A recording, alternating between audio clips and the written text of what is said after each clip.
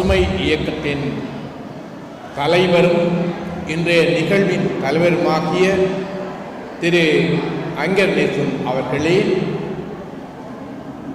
தமிழ் தேசிய பொது கட்டமைப்பின் சார்பில் தமிழரின் கோரிக்கைகளை நிலைநிறுத்துவதற்காக மீண்டும் உரத்து கூறுவதற்காக வேட்பாளராக களமிறங்கி இருக்கின்ற பாக்கிய செல்வம் அரியநேந்திரன் அவர்களே, என் முன்னால் அமர்ந்திருக்கின்ற பெரியோர்களே, சகோதர சகோதரிகளே, எல்லோருக்கும் முதற்கண் என்னுடைய மாலை வணக்கத்தை சமர்ப்பித்துக் கொள்கின்றேன்.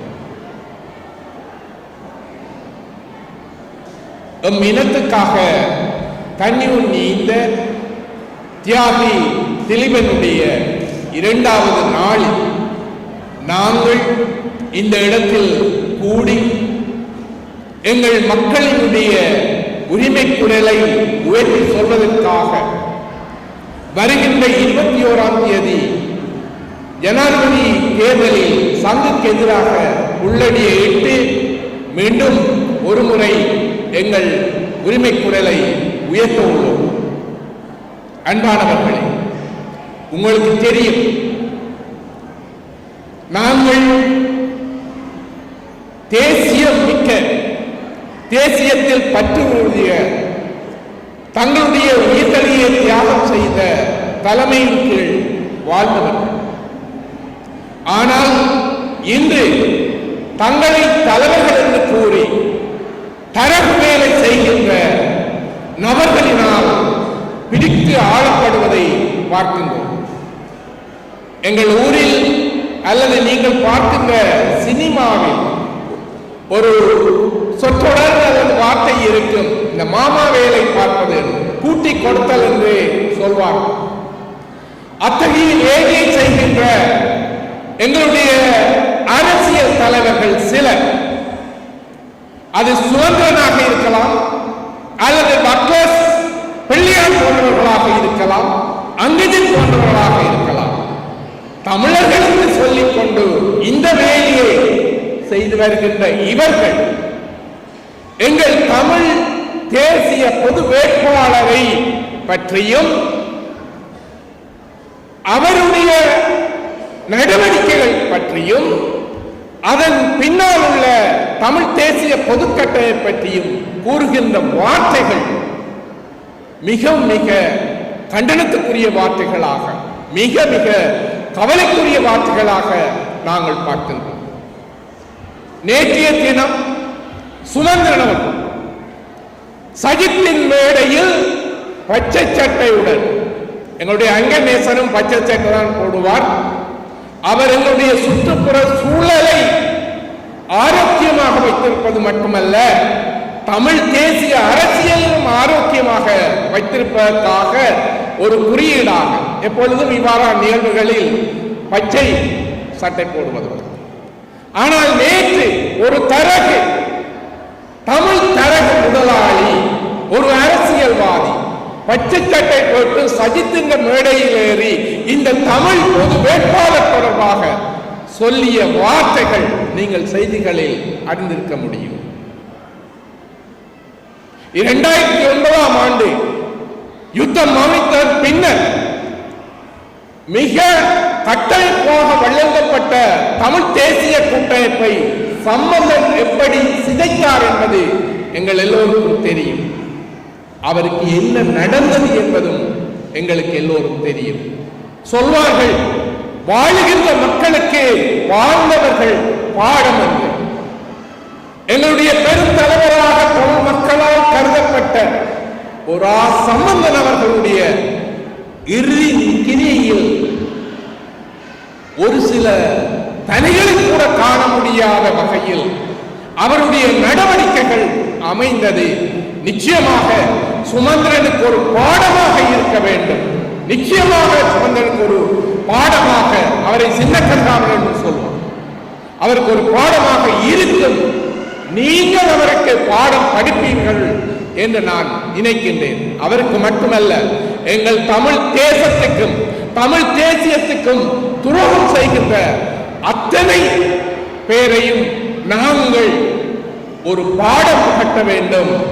இதனூடாக இன்று தமிழ் பொது வேட்பாளர் தொடர்பாக அவர்களும் சரி, அவர்களுடைய கூட்டாளிகளும் சரி வைக்கின்ற குற்றங்கள் ஒரு தர்க்க ரீதியற்றவை.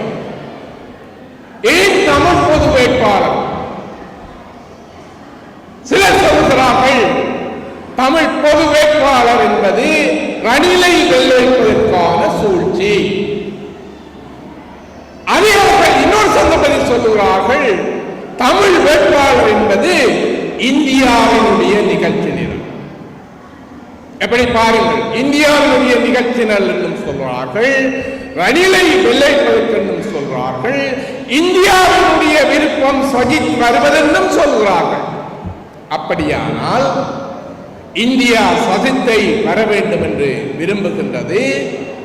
இந்தியாவின் நிகழ்ச்சி நிரல் தமிழ் பொது வேட்பாளர் என்றால் எவ்வாறு அது சாத்தியமாகும்? ரணிலை வெல்ல வைப்பது என்பது எவ்வாறு சாத்தியமாகும்? அவ்வப்பொழுது அவர்கள் வாயில் வந்ததை சொல்வதனூடாக எங்கள் தமிழ் தேசிய பொது வேட்பாளருக்கு எதிராக, தேசம் ஒன்றிணைவதற்கு எதிராக அவர்கள் இந்த தரகு வேலைகள், அவர்கள் சார்பாக இந்த தரகு வேலைகள் பார்த்துக் கொண்டிருப்பார்கள். நாங்கள் இந்த தமிழ் தேசிய பொதுக்கட்டமைப்பை சேர்ந்தவர்கள்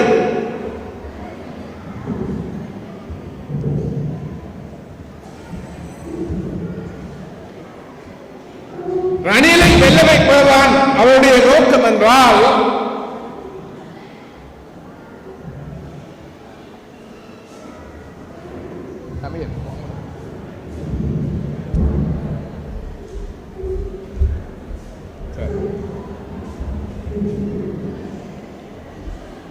ரணிலை வெல்ல வைப்பதுதான் இவருடைய நோக்கம் என்றால் பார் லைசன்ஸும் பெட்டிகளும் வாங்கிக் கொண்டு ரணிலுக்கு வாக்கு போட சொல்லி இப்படி பரிப்புரைகள் செய்யலாமே?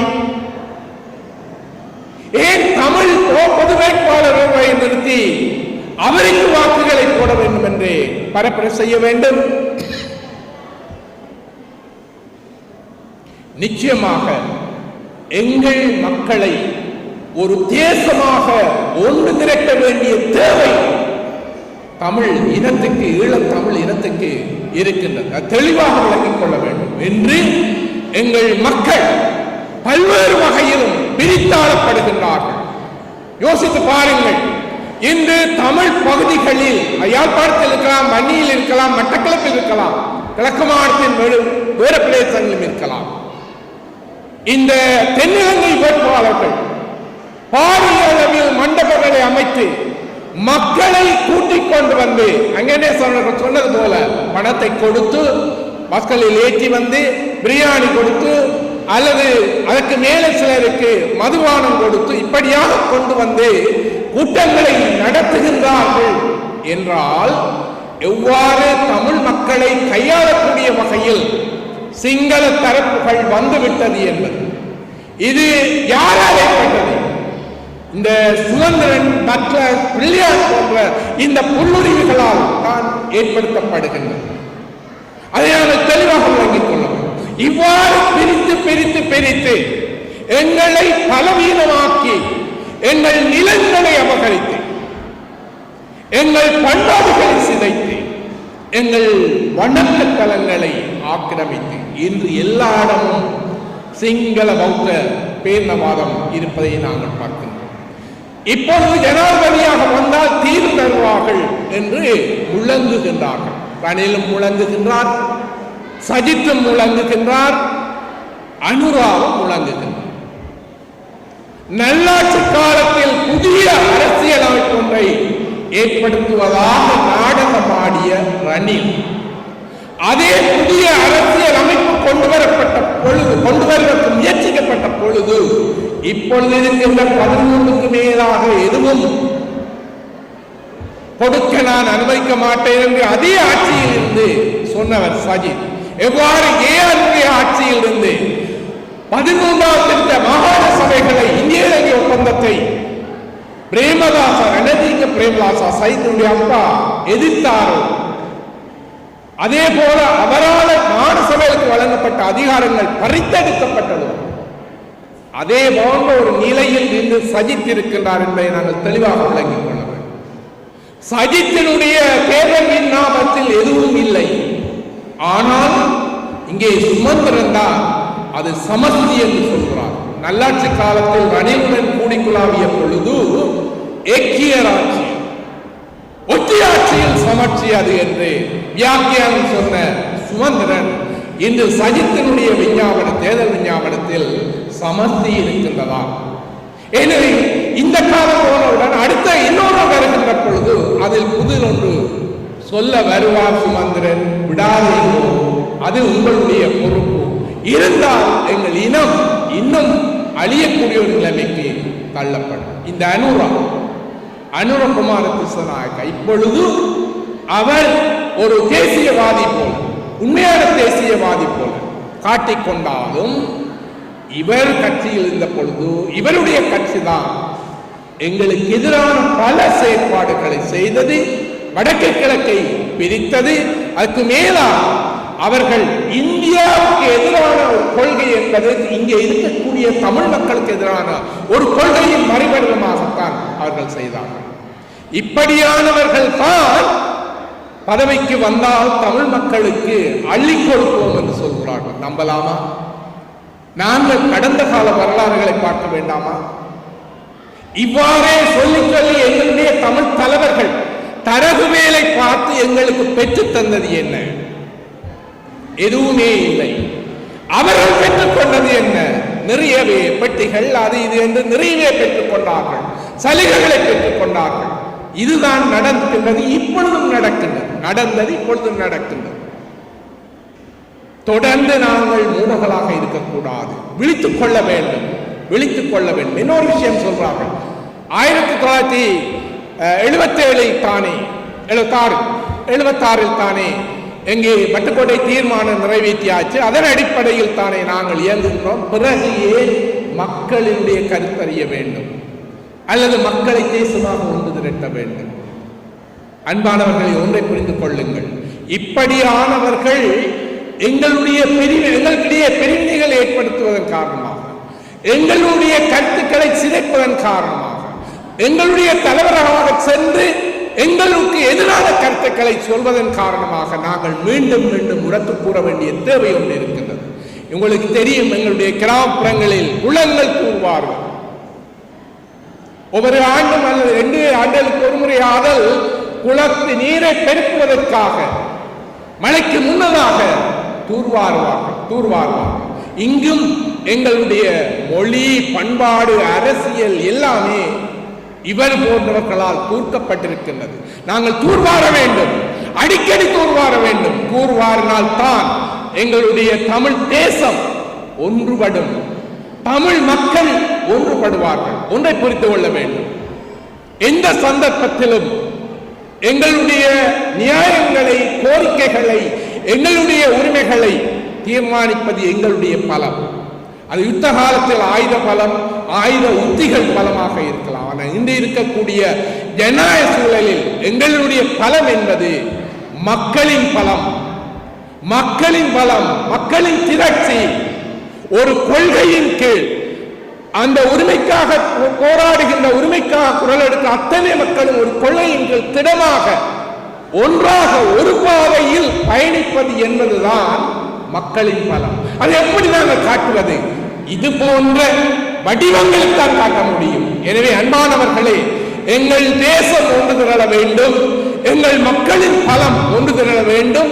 எதிர்காலத்தில் எங்களுடைய கோரிக்கைகள் வென்றெடுக்கப்பட வேண்டும். நிச்சயமாக நாங்கள் தனியொரு வேட்பாளர்களுக்கு வாக்கு சேவை கொடுப்பதற்காக எதுவுமே அடைய முடியாது. நாங்கள் பலமாக, ஒன்றாக, ஒரு தேசமாக திரண்டு நிற்பதற்காகத்தான் நிச்சயமாக எங்கள் கோரிக்கைகளை வென்றெடுக்க முடியும். எனவே அன்பானவர்களே, நீங்கள் மட்டுமல்ல, தலைவர் கூறியது போல நீங்கள் மட்டுமல்ல, உங்களை சார்ந்தவர்கள், உங்கள் உறவினர்கள், உங்கள் நண்பர்கள், உங்களுடன் தொழில் புரிபவர்கள், உங்களுடன் ஊடாடுபவர்கள் எல்லோரிடமும் இந்த கருத்தை நீங்கள் கொண்டு சென்று வருகின்ற 21ஆம் தேதி ஜனவரி தேர்தலில் தனியே சங்குக்கு எதிராக ஒரு புள்ளடியை போடுங்கள், புள்ளடி மட்டும் போடுங்கள், சங்குக்கு எதிராக போடுங்கள். நிச்சயமாக இங்கே இந்த நிகழ்ச்சி தொடங்கக்கு முன்னம் இறுதியாக அந்த வாத்தியத்தில் இசைத்தது போல சங்கே முழங்கு, சங்கே முழங்கு, சங்கு முழங்கு என்று கூறி நிறைவு செய்கிறேன்.